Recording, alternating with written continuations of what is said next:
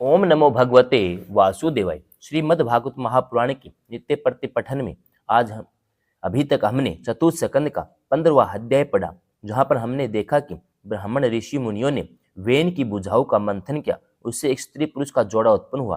पुरुष पृथु और स्त्री अर्ची के रूप में प्रसिद्ध हुई।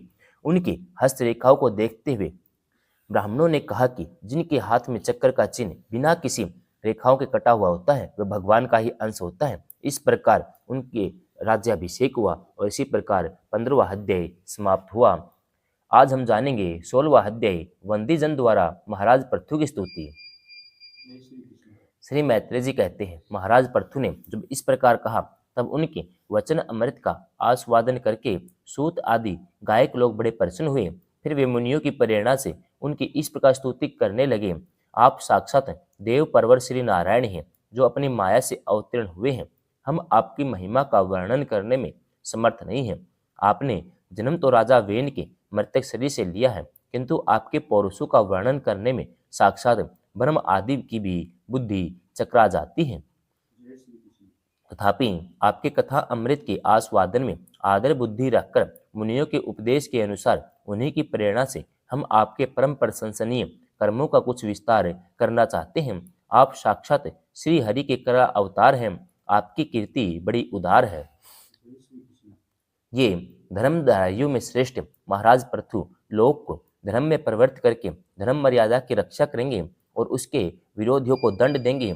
ये अकेले ही समय समय पर प्रजा के पालन पोषण अनुरंजन आदि कार्य के अनुसार अपने शरीर में भिन्न भिन्न लोकपालों की मूर्ति को धारण करेंगे तथा यज्ञ आदि के प्रचार द्वारा स्वर्गलोक और वृष्टि की व्यवस्था द्वारा भूलोक दोनों का ही हित साधन करेंगे। ये सूर्य के समान अलौकिक महिमान्वित प्रतापवान और समदर्शी होंगे। जिस प्रकार सूर्य देवता 8 महीने तपते रहकर जल खींचते हैं और वर्षा ऋतु में उसे उड़ेल देते हैं, उसी प्रकार ये कर आदि के द्वारा कभी धन संचय करेंगे, कभी उसका प्रजा के हित के लिए व्यय कर डालेंगे। ये बड़े दयालु होंगे।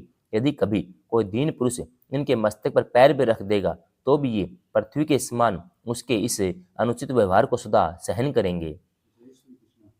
कभी वर्षा न होगी तो प्रजा के प्राण संकट में पड़ जाएंगे, तो ये राजवेशधारी श्री हरि इंद्र की भांति जल बरसाकर अन्याय से उसकी रक्षा कर डालेंगे। ये अपने अमृतमय मुख चंद्र की मनोहर मुस्कान और प्रेम भरी चितवन से संपूर्ण लोकों को आनंद मगन कर देंगे। इनकी गति को कोई समझ न सकेगा। इनके कार्य भी गुप्त होंगे। उन्हें संपन्न करने का ढंग भी बहुत गंभीर होगा। उनका धन सदा सुरक्षित रहेगा।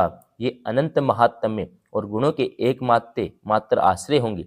इस प्रकार मनस्वी पृथु साक्षात वरुण के ही समान होंगे। महाराज पृथु वेन रूप अरण्य के मंथन से प्रकट हुए अग्नि के समान हैं। स्त्रियों के लिए ये अत्यंत दुर्धर्ष और दुस्सह होंगे। ये उनके समीप रहने पर भी सेना आदि से सुरक्षित रहने के कारण बहुत दूर रहने वाले से होंगे। स्त्रु कभी इन्हें हरा न सकेंगे। जिस प्रकार प्राणियों के भीतर रहने वाला प्राण रूप सूत्र आत्मा शरीर के भीतर बाहर के समस्त व्यापारों को देखते हुए भी उदासीन रहता है, उसी प्रकार ये गुप्तचरों के द्वारा प्राणियों के गुप्त और प्रकट सभी प्रकार के व्यापार देखते हुए भी अपने निंदा और स्तुति आदि के प्रति उदासीनवत रहेंगे। ये धर्म मार्ग में स्थित रहकर अपने स्त्रों के पुत्र को भी दंडनीय न होने पर कोई दंड न देंगे, दंडनीय होने पर तो अपने पुत्र को भी दंड देंगे। भगवान सूर्य मानसोत्तर पर्वत तक जितने प्रदेश को अपनी किरणों से प्रकाशित करते हैं, उस संपूर्ण क्षेत्र में इनका निष्कंटक राज्य रहेगा।